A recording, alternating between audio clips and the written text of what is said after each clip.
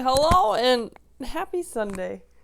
Has God, and I bet you He has, ever asked you to do even more, require even more out of you, sacrifice even more,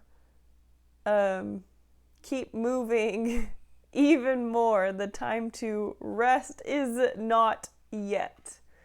That's kind of what I'm thinking about here. I think we have two different storylines going on because we had read so much about God asking so much of the saints. And when I say saints, it's just converts. They were all just barely baptized, and they just had to give up everything to go to Ohio. And so we have the storyline of Ohio, but now we have a new budding storyline of Missouri, which is just so interesting because it's like, wait, so we're building up two different places right now? What up with that? Know what I mean? We're in Doctrine and Covenants 57, so we will read first. And a lot of what we are reading we have already talked about in great detail, and I don't want to rehash anything we've already gone over. So we're just going to get through and we're going to read and then offer us just some new insight just about you. So this is actually the first revelation we're receiving when they're in Missouri right now. Joseph, he's in Missouri. Obviously. He took a few weeks to prepare and a month to make the trip to Missouri. And when he got there, he was greeted by Oliver Cowdery and a few other people who were originally part of the Lamanite mission, early Doctrine and Covenants chapters. Handful of small converts. The people who are already in Missouri are church leaders, handful of converts, yeah, and they are on their own just establishing and building up to prepare for the call for people to officially go there, setting up and building and starting a store, building and starting like a print shop. So they are just, I think the word that we're going to read is being planted, planting, sowing, growing, so that when the time comes, the fruit should be there. So when I think about, no, let's just read first. Where my mind is going to go, because we already did talk about Edward Partridge, the bishop, and what he is asked to do with the land, money, preparing places for the saints, property. We already talked about him.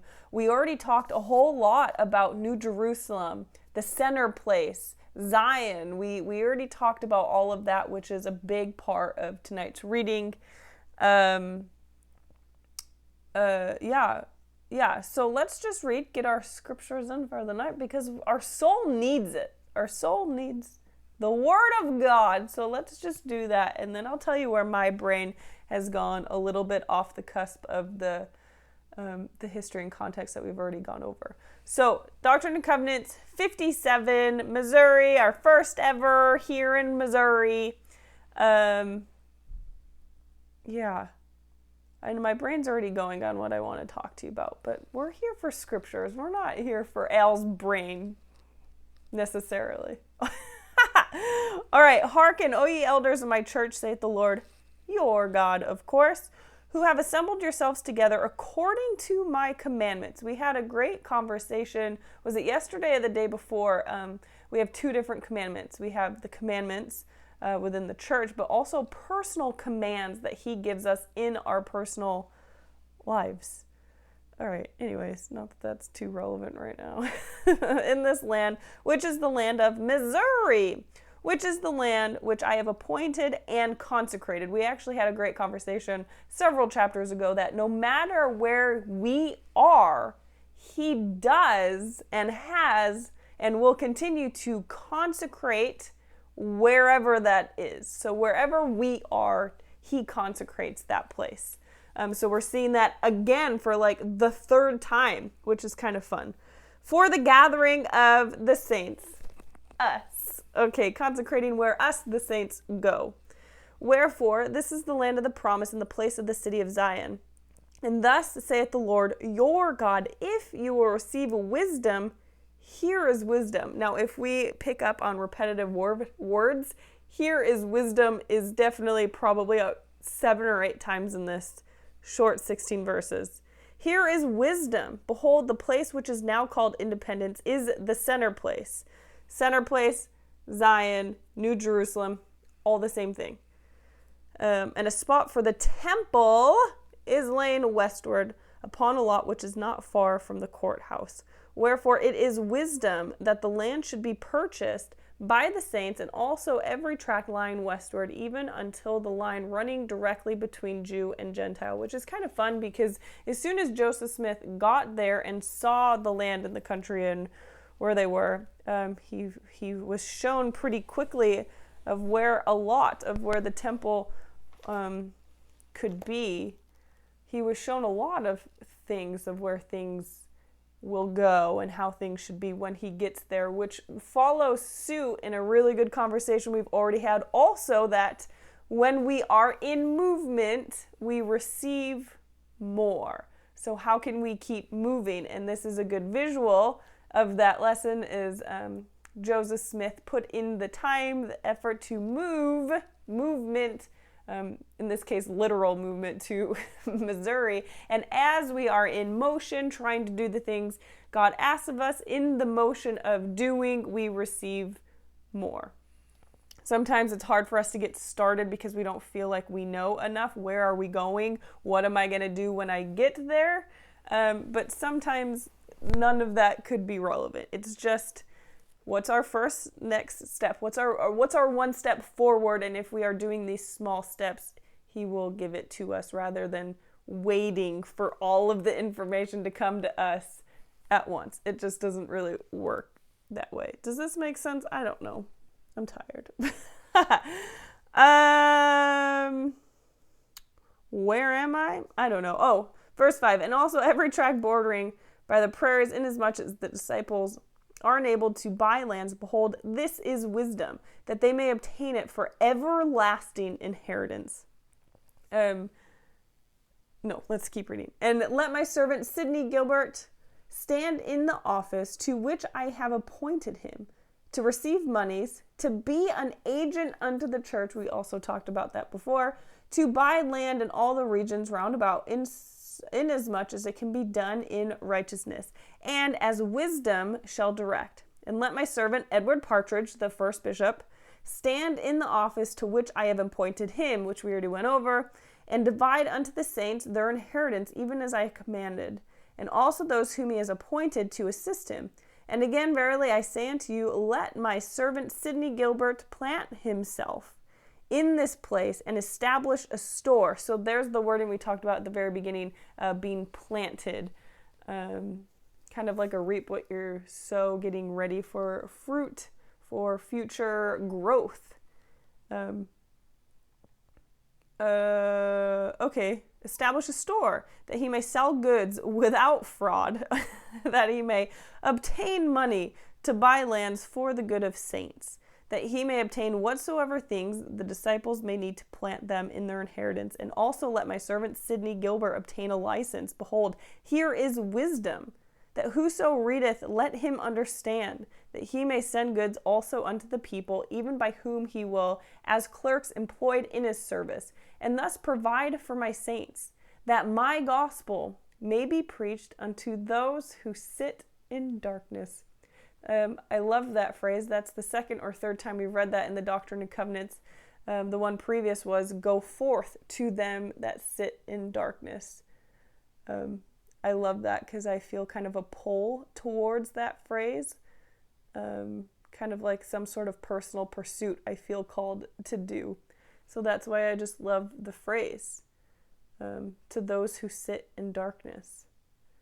In the region and the shadow of death. And again, verily I say unto you, let my servant William W. Phelps be planted in this place and be established as a printer unto the church. And lo, if the world receive his writings, behold, here is wisdom. Let him obtain whatsoever he can. Obtain in righteousness for the good of the saints. And let my servant Oliver Cowdery assist him, even as I have commanded in whatsoever place I shall appoint unto him, to copy and to correct and select all the things may be right before me. And it shall be proved by the Spirit through him. And thus let those of whom I have spoken be planted. So that's the third time, another, if we keep count of repetition, planted. That's the third time, in the land of Zion, and speedily as can be with their families, and to do those things even as I have spoken. And now concerning the gathering, let the bishop, Edward Partridge, and the agent make preparations for those families which have been commanded to come to this land as soon as possible, and plant them, there's the fourth time, plant them in their inheritance, and unto the residue of both elders and members. Further directions shall be given hereafter, even so, amen. There's your chapter of day. My brain, and I know I probably shared this before, my brain goes to Nephi. They sacrificed everything to go wander in the wilderness. And how long did they wander in the wilderness for? Years. Long enough to where they had children and the children grew up. Like, I don't know. So they gave up the only way of living that they know of. They gave up and sacrificed this comfortable life, things that made sense, things that they loved. Their entire life was rooted in this one particular lifestyle, their friends, their connections. And they had to walk away from all of that. And Nephi in particular walked away for that, and what is he receiving in return besides years of passing time? Well, his brothers trying to kill him. And the reason why they left is because they were told Jerusalem was going to be destroyed. But after all of these years passing by, guess what is still there? Jerusalem. And I know we get hard on Laman and Lemuel, and they do deserve it sometimes, trying to kill Nephi. But they're logical. What they were doing doesn't seem wicked. It seems logical. They're mad. They're mad because they have to sacrifice and give up and to keep going and to keep sacrificing and to keep suffering. And for what? Destruction that hadn't even happened yet. And so this is me, We are asked to give up, to keep going, to keep suffering, to keep sacrificing. And sometimes we wonder why. For what? Blessings that hadn't even happened yet? And so when they finally do get there, we do know, and this is kind of another lesson in of itself, the very first chapter, the very first page of 2nd Nephi, Jerusalem is destroyed. So regardless of passing time, regardless of these long and lingering paths we're called to go down, his promised blessings are fulfilled. Jerusalem will be destroyed. Promised blessings will come regardless of the passing time. But for our friend Nephi, and this is kind of what I think of the saints now, Nephi did not get to enjoy that promised land. Everything that he was asked to do was to get to this new life, this new land. And then when he gets there, he's told that he has to go. He has to leave. That he is not done. So he's got to pack up. And he's got to keep going. And he leaves behind more people. And he goes to establish a new home in a different place, which is the land of Nephi. And I just feel like this is me. This is the saints. Everyone sacrificed, gave up to go to Ohio, and now there's talks of going on to a new place. And it's just like, how much does he require of us? Where are these promised blessings? And I think the repetition that we see in this chapter is the answer to those questions we sometimes have, and that is, here is wisdom. A lot of the times we are asked to do things that there's just no way that we can fully understand the true scope of why we are asked to do those things. How many times do we read in the Book of Mormon and we read about, I don't know why, it is wisdom in the Lord. And it's just like, well, we're so glad you did, because look at us now, all these years later. He's just like, I don't know why I'm writing my record down. And we're like, well, we do. Thank you for doing that, even though you did something and you had no idea why you were doing it. And so for us, when we have these moments, you're like, why do I need to be doing this? Well, his response is, there is great wisdom behind it. There will be great fruits behind it. He knows something we don't, something greater. And yeah, sometimes he asks more of us. Sometimes we have to keep going, and sometimes we don't know why or for how much longer. We don't know the what or the why, but we do know the who. And there's great wisdom behind it. Let me tell you how I marked this. To make this about me. Your God, according to my commandments, appointed and consecrated. Your God, if you will receive. Here is wisdom, temple center place. It is wisdom. This is wisdom, everlasting wisdom. Be an agent unto the church. Do it in righteousness. Stand in the office to which I have appointed. That's a good question. What is he asking of me? Where should I be right now? Where does he want me to be? Here is wisdom. Obtain money. Listen. Provide for my saints, my gospel, those who sit in darkness. Be planted. Here is wisdom. Obtain whatsoever he can in righteousness. Be planted. Do those things even as I have spoken. Make preparations. So those are the underlinings that I make it about me, even excluding history and context. So yeah, maybe we need to keep going a little bit more, but there's great wisdom behind it, and we just have to keep moving forward, keep moving. What does my next step look like, even if that next step is small, remembering that we don't know the what or the why sometimes, but we do know the who. It is a God who is always good, even if our situation is not. He knows something we do not, something greater.